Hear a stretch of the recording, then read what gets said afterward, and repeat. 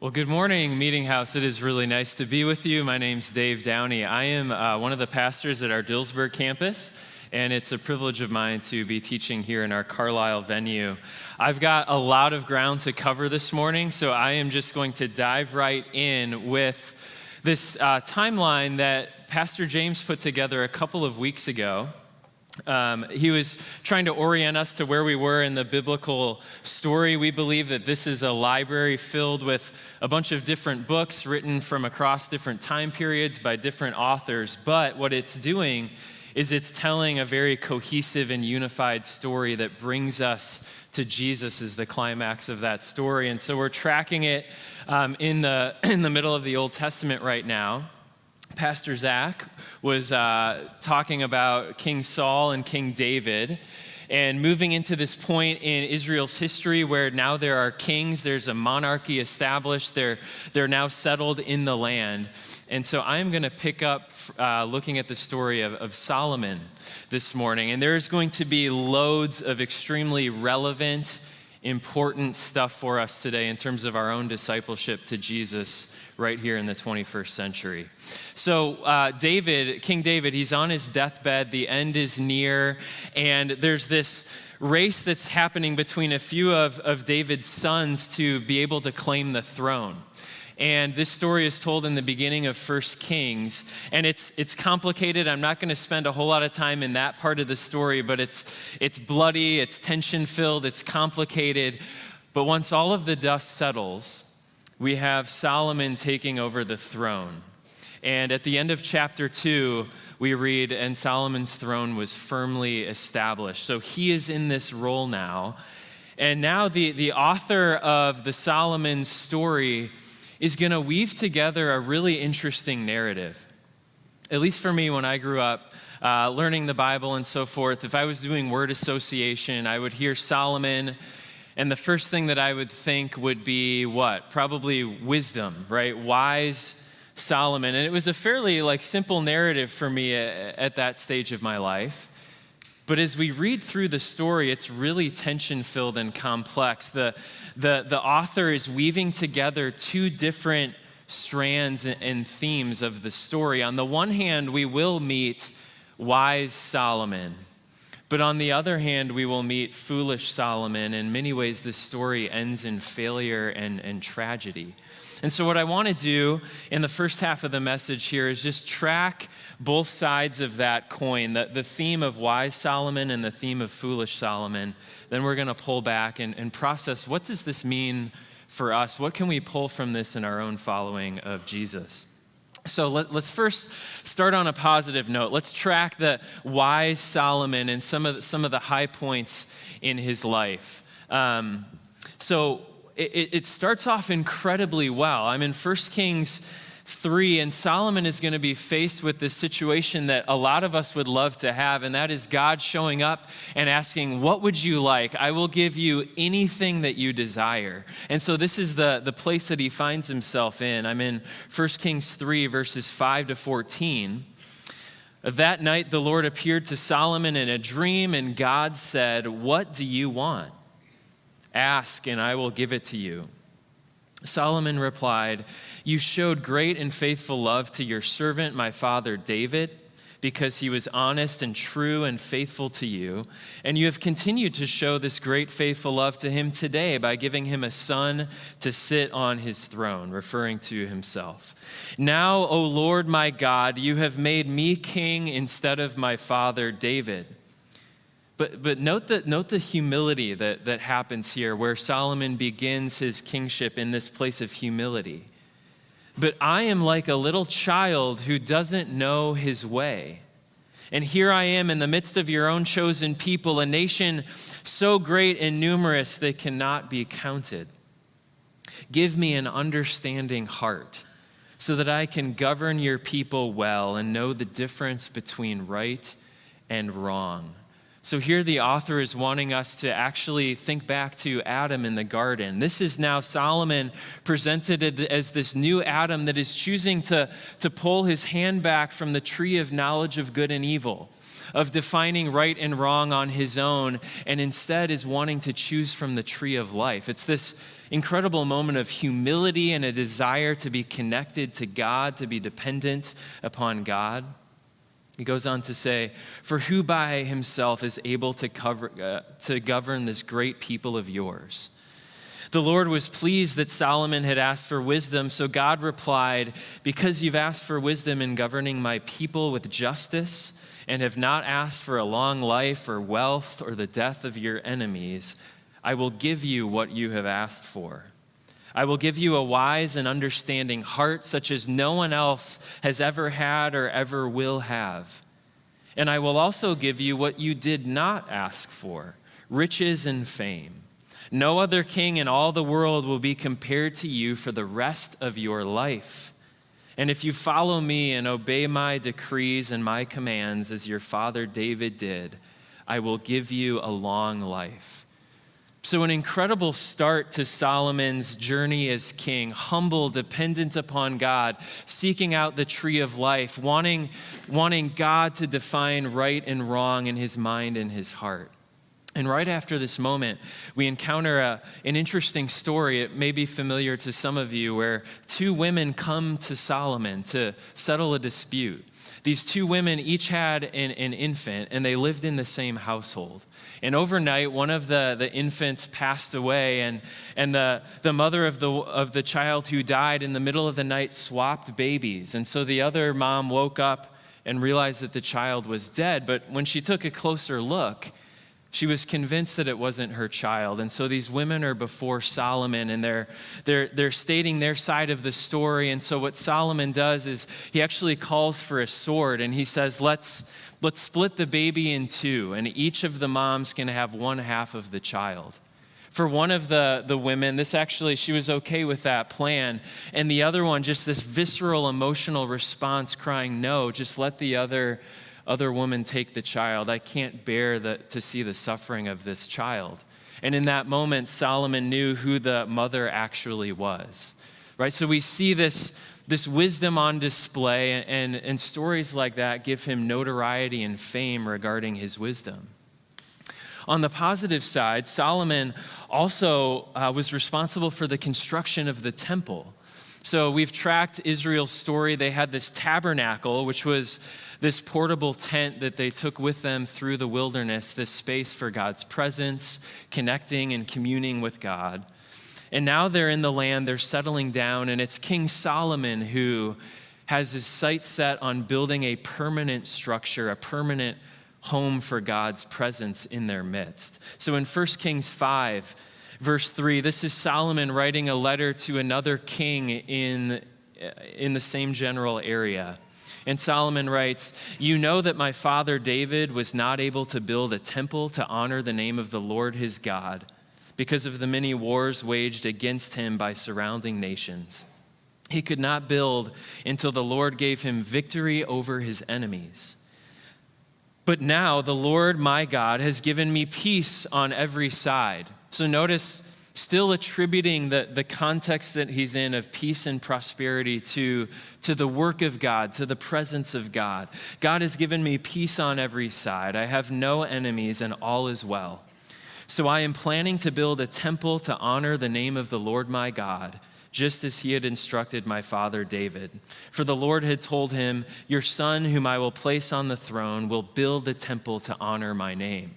And so Solomon oversees this incredible project of building the temple. You can read about it in detail over a couple of chapters, and he's intentional to go all over the ancient world and gather the most precious and most fine materials for this project, and it takes 7 years overall, and just is dedicated to building the temple, which becomes a critical place in the life of Israel. And then in chapter 10, we read another highlight where there's this queen of Sheba. And scholars don't really know where Sheba was. So it was probably pretty far away and distant from Israel, speaking to just the width of Solomon's acclaim and power and notoriety. And this queen hears about the wealth and the wisdom and travels all the way to Jerusalem to meet Solomon. And she's come with some of the most difficult questions about life that she wants to grill Solomon on to see if all of what's being said about Solomon is actually true. And what happens is she's blown away by the wealth and prosperity and also the wisdom. And so you get this picture of a king and queen together, sharing in abundance and wisdom, and both of them are praising Yahweh, praising the God of Israel. And the author wants us to make a connection back to Eden again here. This is like Adam and Eve in the garden sharing abundance and wisdom and staying connected to God. And so there's these parts of Solomon's life. There's a dimension where things are going really well. There is wisdom. There's high points along the way. But there's this whole other side to the coin. And as I've read the story a few times this week, I feel like the author is trying to, even early on, just set down some breadcrumbs for us to follow, to realize, even in the midst of some of the success, things probably are not going to end well here. And I think the first breadcrumb we get is right off the bat, chapter 3.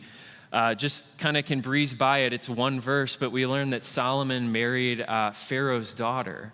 And so you're like, wait a second. It was just a few hundred years before that God's people, Abraham's family, were oppressed and enslaved by Egypt. That's interesting that there would be this marriage here. That represents a kind of a political and military alliance oftentimes. So that kind of catches your attention. But then there's this other verse in chapter 4 where we're reading a list of the names of different people who were officials, kind of Solomon's like inner circle and cabinet that was helping in his reign. And so we encounter different names and what different people were in charge of. And we get to this verse.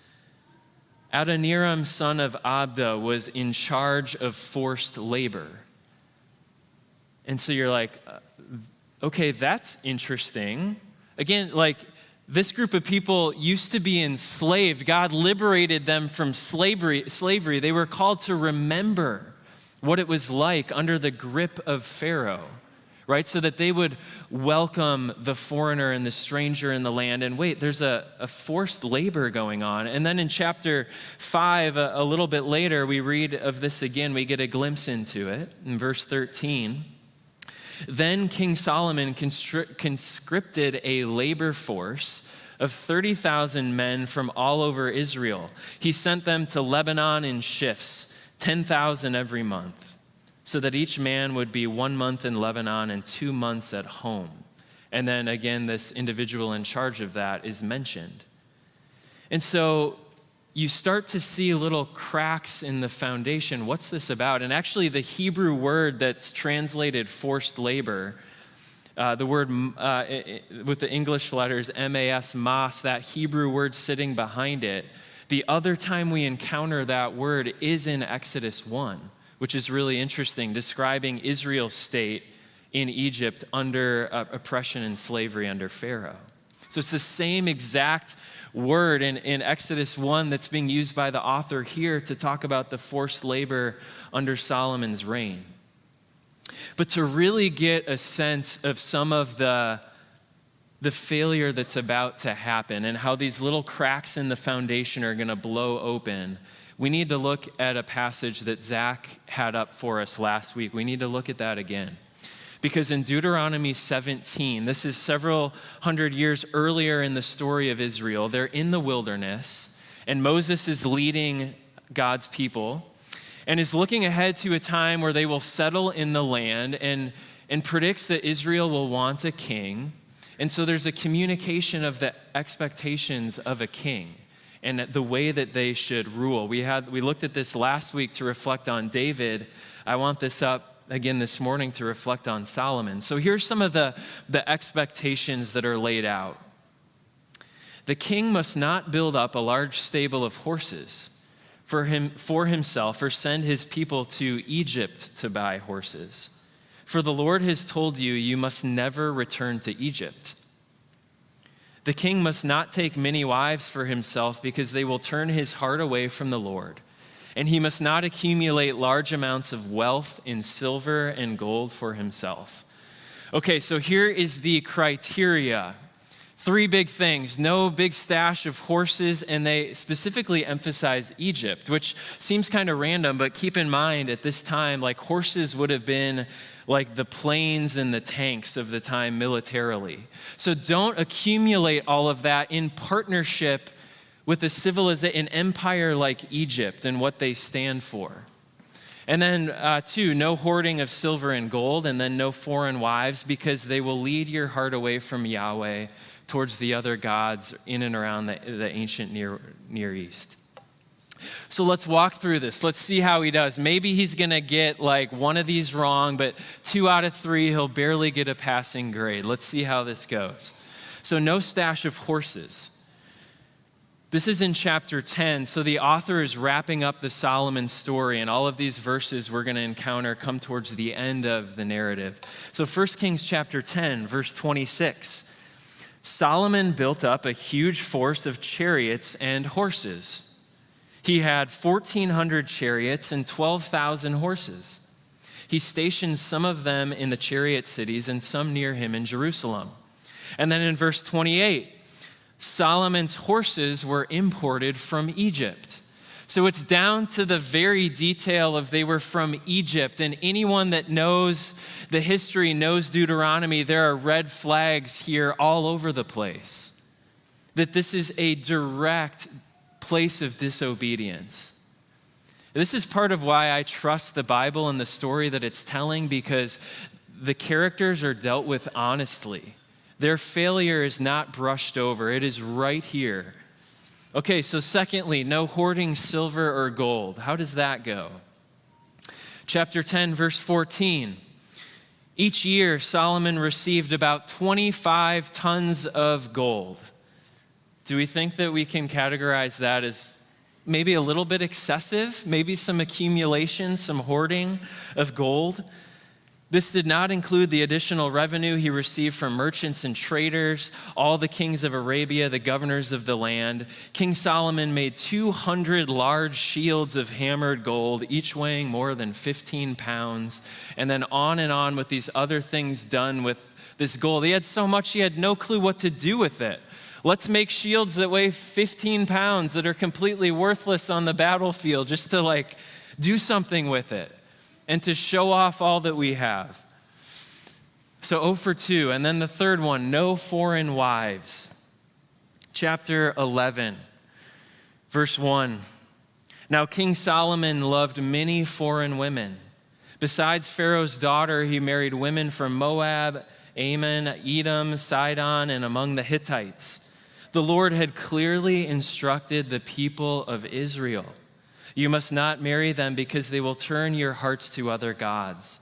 Yet Solomon insisted on loving them anyway. He had 700 wives of royal birth and 300 concubines. And in fact, they did turn his heart away from the Lord. Then we read examples of shrines that Solomon was building in Jerusalem and outside of, giving space for people to worship all of the gods of these different places. And then we reach this kind of summary moment where the author moves to more of a theological analysis of Solomon's life. In chapter 9, the Lord was very angry with Solomon, for his heart had turned away from the Lord, the God of Israel, who had appeared to him twice. That's interesting, mentioning even clear moments where God in a unique way, presence showed up in front of Solomon. That still wasn't enough. He had warned Solomon specifically about worshiping other gods, but Solomon did not listen to the Lord's command. And so we have this roller coaster journey with Solomon. Starts out so strong, right? What an incredible moment. Moving a hand away from the tree of knowledge of good and evil and asking for the tree of life. but then we are all over the place, and it actually ends in a lot of failure. Like the overall summary statement is that this was a man who turned his heart away from God. Sure, the temple was built, things got started well, but this is the summary statement at the end of it all. I've had this picture in my mind of just a candle where the desire, the commitment for God and staying connected to God was so strong at the beginning, it seems. But there are these relentless winds of money, of sex, of power that continue to blow and to move his way, and ironically lack the wisdom to apparently take that seriously and to move to contexts where that flame would stay strong. And over time, it's like the story ends and the flame is gone, it's extinguished. There's so much that's important here for us as we think about our own lives and the way that we follow after God. Today, as we kind of shift our gaze from the Solomon narrative into the 21st century American context and think about our own lives. So much that could be said here. I really want to hone in on two things this morning. And one of the spiritual truths that we get from this narrative is that sin is like a weed. It just grows. That's just what it does. If it's given any room and space, that is what sin does. This weed in particular, if you can see it, maybe the coloring isn't the best, but this is a weed called the spotted spurge. And if you have a crack in your concrete or you use pavers of some kind by your home, it's that weed that is always growing through the little crack, and then it grows really low along the ground and spreads out like crazy. We've got this all over the place at our house in the middle of the summer. And it's amazing to me, like just this tiny millimeter of a crack in the concrete. And yet underneath that, there's this root system that can grow, that can then support this weed, this plant that can spread out and become incredibly large. And to me, that is such a powerful metaphor and visual of the reality of sin. And we don't like to talk about this much in our current culture, right? But who can deny the fact that sin and evil are wreaking havoc in our world? And we need to talk about it. We need to deal with it. And so because of this truth that sin is like a weed and it grows, we must embrace vulnerability and confession. And we must trust that because God looks like Jesus, vulnerability and confession actually lead us to a space to experience grace. How well have we done as a church in representing that reality we need to grapple with? But because God looks like Jesus, spaces of vulnerability and confession, those are actually places not to encounter condemnation, but to encounter grace. And if we can trust that and believe that and embody that as a church community, I think we will then all of a sudden show up to this with it's hard, but with hopefulness and a conviction that this will lead to my flourishing. And what I want to emphasize here too is that if the big things matter, the big sins matter, the really egregious stuff matters, then so does all of the little stuff that forms us into a person that is capable of the big stuff. It has to. So if we care, let's look at power, money, and sex, these themes of Solomon's story. Power, if we care about the abuse of power, and we should, then we should deeply care about what's my posture in conflict, especially when I am the one in the position of authority, maybe as a parent or as a coworker, a supervisor, a neighbor. I should care deeply about my posture in conflict and disagreement if I care about the big stuff. Or if we care about sexual exploitation. We got a glimpse into that a couple of weeks ago, hearing about Peace Promise. Did I have that right? If we care about sexual exploitation, we care about where we're scrolling online, because that forms hearts and souls, that forms people into making those kinds of decisions to exploit and to take, and to look at a human being and just see a part of them, but view it as the whole and to take it for our own pleasure and enjoyment. Or if we care about greed, we care about the impact of greed, then we should care about the way that we show up on Black Friday and how we're processing, engaging with a time in our rhythm as a culture where we just take all of the boundaries off consumerism and just go crazy, it seems like. That all of that matters. So sin is like a weed, it grows, so we must embrace vulnerability and confession. And secondly, we learn from Solomon's story that a faithful life with God, not the pursuit of money, sex, and power, leads to the good life. Apparently, Solomon's trust and vision in what the good life was, little by little over time, those 1 or 2 degree turns in trajectory, decades later, lead to a massive chasm between the way of God and the pursuit of these things. So we recognize the American dream story, which is all about this. And with the word power, maybe also think about this obsession that we have to make a visible impact and impress with our lives. We recognize the American dream story is empty, and instead pursue the way of Jesus. I want to introduce you to a friend of mine named Chris Heisey. He and his family go to our Dillsburg campus. He and I have had several conversations around the Solomon story and getting into some of these spiritual truths that we're mining out this morning. And so I asked him to sit down and just reflect a bit on how he connects with this story. And as you'll see, I think given Chris's story and his social location, he can speak to some of this from a really unique and important place. So let's turn our attention to the video.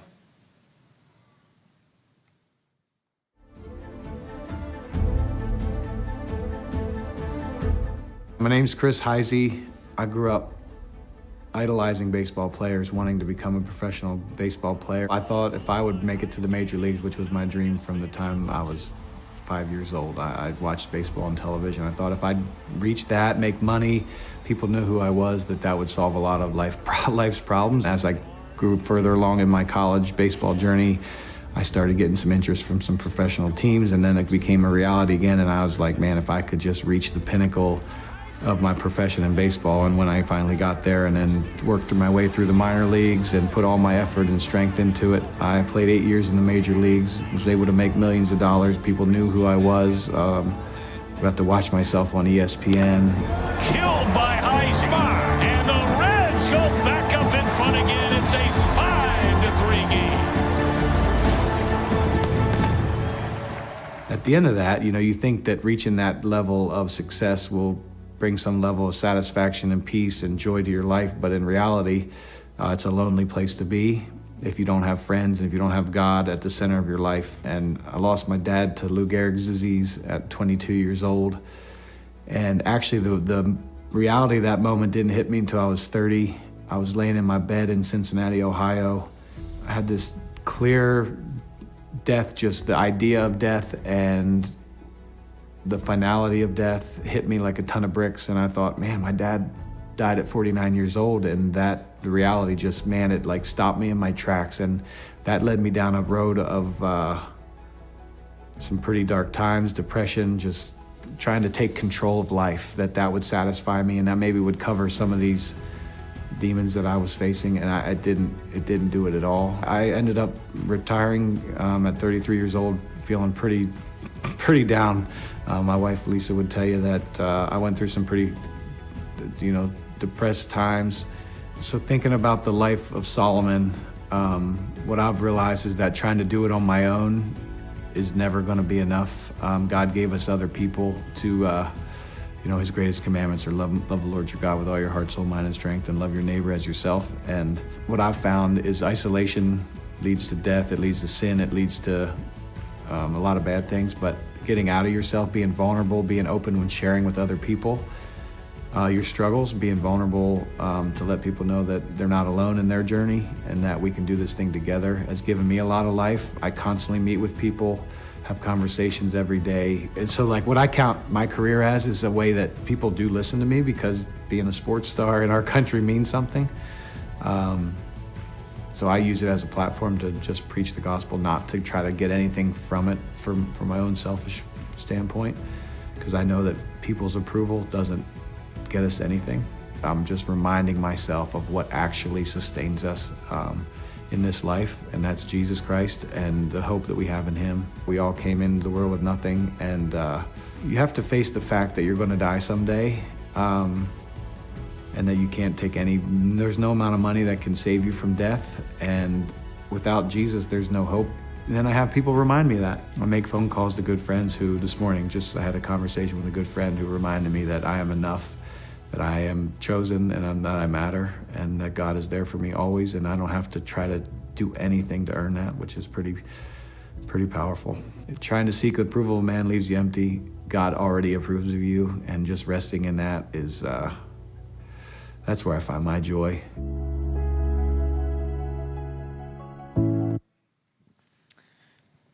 Just want to thank Chris for sharing that, and for Pastor James, who always does such a great job with all of our storytelling through video. That's powerful, isn't it? To hear that from someone who in our American culture, that's kind of the pinnacle of money and fame and notoriety, and to say, hey, I got to experience all of that, and yet the longer I was in it, the more I realized that the emptiness of that, if that was going to be the foundation for my understanding of the good life. And you hear these stories over and over again, and yet somehow we still don't trust that. We still seek that out in our own ways. It might not be through being a professional athlete, but through other avenues to achieve those things: the money, the sex, the power narrative, the American dream narrative. It's a powerful one. At the end of Chris's sharing, it sounded a lot like Ecclesiastes to me. So Ecclesiastes, this wisdom book in our Bible that either Solomon wrote or an author later down the road wrote, but that author was channeling the persona of Solomon. So this is known as wisdom that was written from Solomon, the man we've just been looking at this morning. And it's a book, it's kind of depressing at first glance, because it's an incredible real look at the shortness of life, the brevity of life, the meaninglessness of so much of what we pursue in life. This is chapter 2. It's not on the screen. Just kind of tune in with your body as you listen to this, reading a few different verses from chapter 2.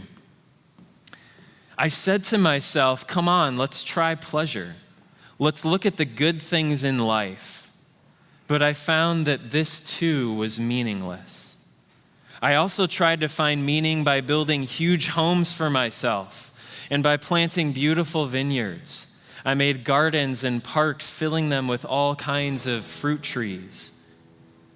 I collected great sums of silver and gold, the treasure of many kings and provinces.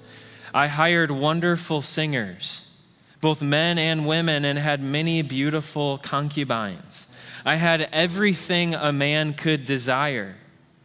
I denied myself no pleasure. I even found great pleasure in hard work, a reward for all of my labors. Is this starting to sound like the American dream a little bit? But as I looked at everything I had worked so hard to accomplish, it was all so meaningless, like chasing the wind. Or there's this image and language of like vapor or like smoke. You think that it's solid and you go to grab it and there's actually nothing there. That's the imagery throughout a lot of Ecclesiastes. And this may sound like I'm ending on a very depressing note, but I actually think it's the exact opposite here. Because if this is true, if Chris's story is true, if we're going to pull these spiritual truths from the life of Solomon, if what Ecclesiastes is channeling is true, then we can actually free ourselves from the thing, pursue the flourishing life that we've been designed for by Creator God who's revealed in Jesus. So it initially sounds maybe depressing because the American dream story has taken such a firm hold on our heart. But it can actually be good news, freeing us up into what actually matters. Would you pray with me?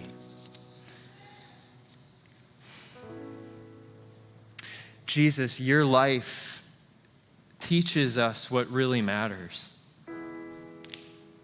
You didn't reside in the comfort of what money could provide.